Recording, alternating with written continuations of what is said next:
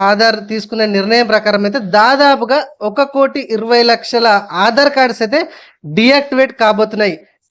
Hi friends, అందరికి నమస్తే. Welcome to my channel. Friends, Aadhaar card దుర్వినియోగం కాకుండా ఆధార్ సంస్థ వాళ్ళైతే డైలీ ఆధార్ కార్డులో అప్డేట్స్ అయితే తీసుకొస్తున్నారు. ఇక్కడ మీరు స్క్రీన్ మీద చూడొచ్చు. గత వారంలో మనకైతే ఒక అప్డేట్ అయితే తీసుకురావడం అయితే జరిగింది. ఈ అప్డేట్ గురించి తెలుసుకొని వాళ్ళు ఇంకా ఉంటే ఈ అప్డేట్ గురించి మన వీడియో చేయడం అయితే జరిగింది. ఒకసారి ఆ వీడియోని అయితే చూడండి. ఫ్రెండ్స్, అయితే ఇప్పుడు మనకు ఆధార్ కార్డులో చాలా మార్పులు తీసుకొస్తున్నారు. ఈ ఆధార్ కార్డు దుర్వినియోగం కాకుండా అండ్ ఆధార్ను ఉపయోగించి కూడా చాలామంది మోసాలు అయితే చేస్తున్నారని వాళ్ళ దృష్టికి రావడం అయితే జరిగింది. అందుకే ఇవన్నీ కూడా అప్డేట్స్. ఓకేనా?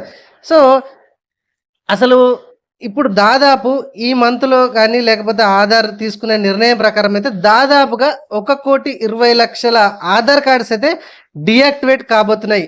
మరి అది ఎందుకు, ఎవరికి, ఏంటి అనేది ఈ వీడియోలో మనం మాట్లాడుకుందాం. వీడియోని లాస్ట్ వరకు చూడండి, మీకే ఈజీగా అర్థమైతే.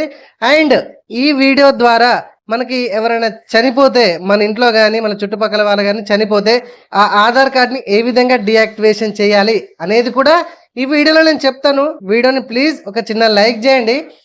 ఫ్రెండ్స్, ఒక చిన్న రిక్వెస్ట్, ఇక్కడ చూడండి, మనము కేర్ హెల్త్ ఇన్సూరెన్స్ ఏజెంట్. నేను ప్రతి ఒక్కరు కూడా మంచిగా ఉన్నప్పుడే ప్లీజ్ హెల్త్ ఇన్సూరెన్స్ అయితే తీసుకోండి. అండ్ వీలైతే టర్మ్ ఇన్సూరెన్స్ కూడా తీసుకోండి. ఎందుకంటే ఒక పేదవాడు అండ్ మధ్యతరగతి వాడు ఇంకా పేదవాడిగా కావడానికి డబ్బులు లేకపోవడం, అండ్ ఇదే టైంలో మనకు ఏదైనా ఆపద వస్తే హాస్పిటల్లో అడ్మిట్ అయినప్పుడు అప్పులు చేసి ప్రాణాలను కాపాడుకోవడం, ఆ అప్పులు తీర్చలేక మళ్ళీ ఆత్మహత్యలు చేసుకోవడం, ఇట్లాంటివి చాలా జరుగుతున్నాయి. కాబట్టి ప్లీజ్, మీరు హాస్పిటల్లో పడ్డప్పుడు ఈ రోజులలో అయితే ఎవ్వరు హెల్ప్ చేస్తలేరు. దానికి నేనే ఎగ్జాంపుల్. నేనే మిమ్మల్ని అందరినీ కూడా డబ్బులు అడుకునే పరిస్థితి దాకా వచ్చింది. అంటే అఫ్కోర్స్ నేను హెల్త్ ఇన్సూరెన్స్ తీసుకున్నాను, అది వెయిటింగ్ పీరియడ్లో ఉండడం వల్ల డబ్బులు అందలేక మిమ్మల్ని అడుక్కున్నాను. మిమ్మల్ని ఆ వీడియో షేర్ చేసుకున్నాను, సహాయం చేశారు. So thank you very much. కాకపోతే ఇట్లాంటి పరిస్థితి మీకు రావద్దు అనే ఉద్దేశం కొద్దే ఈ వీడియోనైతే, అంటే ఈ వీడియోలో హెల్త్ ఇన్సూరెన్స్ గురించి మీకు ఎక్స్ప్లెయిన్ చేస్తున్నాను. వీలైనంత వరకు మంచిగా ఆలోచించి మంచి ఒక ప్లాన్ అయితే తీసుకోండి, మంచి హెల్త్ ఇన్సూరెన్స్ అయితే తీసుకోండి. నెంబర్ 1 పొజిషన్లో ప్రజెంట్ కేర్ హెల్త్ ఇన్సూరెన్స్ ఉంది. నేను కేర్ హెల్త్ ఇన్సూరెన్స్ అడ్వైజర్ని. సో కర్మేడ్ డిస్టిక్లో మంకమ్మ తోటలో నా ఆఫీస్ ఉంటుందండి, మన ఆన్లైన్ సెంటర్లోనే. దగ్గరున్న వాళ్ళు మంచిగా ఆలోచించే డిసిషన్ తీసుకోండి, హెల్త్ ఇన్సూరెన్స్ తీసుకోండి. పూర్తి వివరాలకి మన అడ్రస్ అండ్ ఫోన్ నెంబర్ కింద డిస్క్రిప్షన్లో ఇస్తాను. ఓకే, సో ఇక్కడ వరకు బాగానే ఉంది ఫ్రెండ్స్. అయితే మనము ఆధార్ కార్డ్ని, అసలు ఆధార్ కార్డులో ఇన్ని మార్పులు ఎందుకు తీసుకొస్తున్నారు అనేది టాపిక్ గురించి మనం మాట్లాడుకుంటున్నాం, అవునా కదా? సో అంతకుముందు మనం ఆల్రెడీ ఒక వీడియో చేసాము, అది ఒకసారి చూడని వాళ్ళు చూడండి దయచేసి. ఎందుకంటే భర్త పేరు, తండ్రి పేరు, ఇవి అప్డేట్స్ అయితే ప్రజెంట్ అయితే లేవు. ఒకవేళ ఉంటే అండ్ భర్త పేరు కానీ తండ్రి పేరు ఉంటే అది ఎట్లా చేయాలని కూడా నేను వీడియో చేసి వీడియో సెక్షన్లో పెట్టడం అయితే జరిగింది. చూడండి, ఇప్పుడు ప్రతి ఒక్కరి బాధ్యత ఇప్పుడు చెప్పే అండ్ ఇప్పుడు నేర్చుకునేది కూడా ప్రతి ఒక్కరి మీద ఆధారపడి ఉండడం అయితే జరుగుతుంది. ఎందుకంటే ఈ ఈ అప్డేట్ అయితే మన ఆధార్ కార్డ్ వాళ్ళకి లేక దాదాపుగా చాలా నష్టపోతున్నారు అండ్ చాలా వరకు అమౌంట్ ఫైనాన్షియల్గా ఇబ్బంది పడుతున్నారని ఈ నిర్ణయం అయితే తీసుకోవడం అయితే జరిగింది. దాదాపుగా 1,20,00,000 ఆధార్ కార్డ్స్ అయితే డియాక్టివేట్ అయితే కాబోతున్నాయని మనకు ఇన్ఫర్మేషన్ ఉంది. కాబట్టి మరి ఈ జనాభా లెక్కలకు కూడా ఇప్పుడు వాళ్ళు తీసుకునే నిర్ణయంకి సహాయపడుతుందని మనం అనుకోవచ్చు. అండ్ ఇప్పుడు చూసుకున్నట్లయితే అసలు ఎందుకు డియాక్టివేట్ అవుతున్నాయి, అది ఎవరికి అని అంటే కనుక, మనము ఇంట్లో కానీ లేకపోతే చుట్టుపక్కల వారు కానీ ఎవరైనా చనిపోయినప్పుడు ఆ ఆధార్ కార్డు అట్లాగే రన్నింగ్లో ఉంటుంది. సో ఇక్కడ గవర్నమెంట్ మనకి చెప్తే వాళ్ళు డియాక్టివేషన్ చేస్తున్నారు, అంతవరకు బాగుంది. మరి గవర్నమెంట్ చెప్పినప్పుడు అది ఆధార్ కార్డ్ని డియాక్టివేషన్ చేయక ఇది జనాభా లెక్కల్లో ఆ పేరు రావడం కానీ లేకపోతే ఇంకొందరు ఆ డియాక్టివేట్ చేయలేక దాన్ని ఉపయోగించి కొంత మోసాలకు పాల్పడుతున్నారు. కాబట్టి ప్రతి ఒక్కరు కూడా ఇంట్లో వాళ్ళు చనిపోతే డెత్ సర్టిఫికేట్కి అప్లై చేసి, ఆ డెత్ సర్టిఫికేట్ అప్లై చేసిన తర్వాత ఫలానా వాళ్ళు చనిపోయారు ఈ డేట్లో, ఈ డేట్ ఫలానా డేట్ రోజు ఫలానా స్టేట్ నుంచి ఫలానా వాళ్ళు అని, ఫలానా ఆధార్ నెంబర్ అని మనం అప్లికేషన్ అయితే పెట్టుకోవచ్చు. అప్లికేషన్ పెట్టుకుంటే దాని ద్వారా మనకి ఆ ఆధార్ కార్డ్ అయితే డియాక్టివేట్ అయిపోతాయి. అండ్ ఇలాంటి మోసాలకు సంబంధించి పాల్పడకుండా ఉపయోగపడుతుందని ఆధార్ వాళ్ళు ఈ నిర్ణయం అయితే తీసుకోవడం అయితే జరిగింది. మరి రండి అది ఎట్లా డీయాక్టివేషన్ చేయాలి ఏంటిదనేది ఈ వీడియోలో మనం క్లియర్గా మాట్లాడుకుందాం.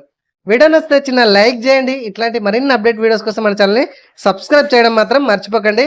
అండ్ ఒక స్మాల్ లాస్ట్ ఒక చిన్న రిక్వెస్ట్, మీరు చూసిన ఈ వీడియో కింద హైప్ అనే ఒక ఆప్షన్ వస్తుందండి. మీరు లైక్ చేయడం ద్వారా, లైక్ చేసిన తర్వాత హైప్ అనే ఒక ఆప్షన్ వస్తుంది.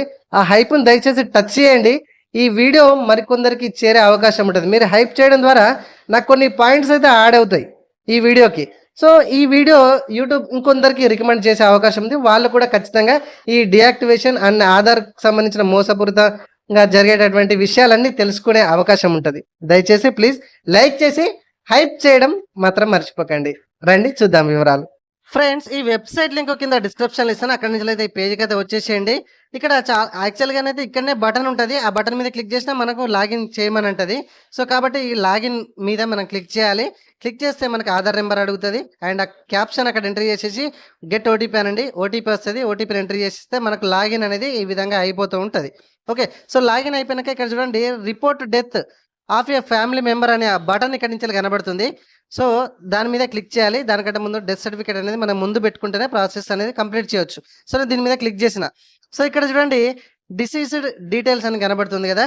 ఓకే, సో ఇవన్నీ ఇక్కడ కనబడుతున్న ప్రతి ఆప్షన్ కూడా మనం ఇప్పుడు ఎక్స్ప్లెయిన్ చేసుకుందాము. కాబట్టి లాస్ట్ వరకు చూడండి. వీడియో నచ్చితే చిన్న లైక్ చేయడం మాత్రం మర్చిపోకండి. సో ఇక్కడ చూడండి డిసీజ్ డీటెయిల్స్, ఇక్కడ name of the state that issued the death certificate. So A state అనేది మీకు ఇష్యూ చేసింది డెత్ సర్టిఫికేట్ అనేది, ఆ స్టేట్ను మీరు సెలెక్షన్ చేసుకోండి. అదేంటో మరి తెలీదు. ఇక్కడ తెలంగాణ అయితే కనబడడం లేదు. మరి తెలంగాణ వాళ్ళు ఏం పాపం చేస్తారో తెలియదు. మరి వాళ్ళు ఎట్లా రిపోర్ట్ చేయాలనేది సో ఒకవేళ ఆప్షన్ వచ్చినప్పుడు నేను మీకు ఇన్ఫామ్ చేస్తాను. ఓకే, తర్వాత Aadhaar number of deceased person. So ఎవరైతే చనిపోయారో వాళ్ళ యొక్క ఆధార్ నెంబర్ అనేది అక్కడ మెన్షన్ చేయండి. ఆ తర్వాత death registration number. So death registration number అంటే మనకు ఆ సర్టిఫికేట్ మీద ఉంటుంది చనిపోయిన డెత్ రిజిస్ట్రేషన్ నెంబర్, అక్కడ అది మెన్షన్ చేయండి. తర్వాత name of the deceased person in the death certificate. So death సర్టిఫికేట్లో ఏ విధంగా పేరుందో చనిపోయిన వ్యక్తి పేరు, అదే విధంగా అక్కడ మనం రాయాలి. సో చనిపోయిన వారు ఆడవాళ్ళ మగవాళ్ళ, మేలా ఫీమేల్ అనేది కూడా మనం అక్కడ రాయాలి. తర్వాత date of death of deceased person. So ఏ రోజున చనిపోయాడు అనేది మనం అక్కడ క్యాలెండర్ అనే చిన్న సింబల్ ఉంది, దాని మీద క్లిక్ చేసి అది చూజ్ చేసుకోవాలి. అది కూడా డెత్ సర్టిఫికేట్ మీదనే ఉంటుంది. So date of issue of death certificate. So ఏ రోజున డెత్ సర్టిఫికేట్ ఇష్యూ చేశారు అనేది కూడా మనం సెలెక్షన్ చేసుకోవాలి. ఇక్కడ డెత్ సర్టిఫికేట్ మనం స్కాన్ చేయాలి. 2 MB పీడిఎఫ్ ఫార్మాట్లో ఉండాలి. 2 MB లోపు ఉండాలి ఫార్మాట్, అది అక్కడ అటాచ్మెంట్ అయితే చేయాలి. తర్వాత ఇన్ఫర్మేట్ relation with the disease. Okay, so చనిపోయిన వ్యక్తికి మీరు ఇన్ఫర్మేషన్ ఇచ్చేవాళ్ళు ఎవరు, సో చిల్డ్రనా, ఫాదరా, మదరా, స్పూసా, సిబ్లింగా, ఎవరు ఆ ఇన్ఫర్మేషన్ ఇచ్చేది అనేది జస్ట్ ఆడ సెలెక్షన్ చేసుకొని టిక్ మార్క్ చేసేసి సబ్మిట్ చేస్తే సరిపోతుంది. మనకు ఒక అక్నాలజ్మెంట్ నెంబర్ అయితే రావడం అయితే జరుగుతుంది. దాన్ని బట్టి మన స్టేటస్ కూడా చెక్ చేసుకోవచ్చు. సో ప్రజెంట్ ఎటువంటి డీటెయిల్స్ మన దగ్గర చేయడానికి అంటే సబ్మిట్ చేయడానికి లేవు కాబట్టి మరొక వీడియోతో ఆ డీటెయిల్స్ ఎప్పుడైనా వచ్చినప్పుడు మీకైతే వీడియో చేసి కంప్లీట్గా ఇస్తాను.